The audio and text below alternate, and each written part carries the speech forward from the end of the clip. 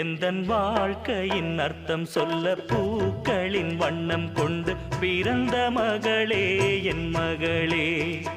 நான் வாழ்ந்தது கொஞ்சம் அந்த வாசத்தில் வந்துதித்து உயிரில் கலந்தா என் உயிரே. உன் பூவிழி குறுநகை அதில் 1000 கவிதையே. எந்தன் வாழ்க்கையின் அர்த்தம் சொல்ல பூக்களின் வண்ணம் கொண்டு பிறந்த மகளே என் மகளே.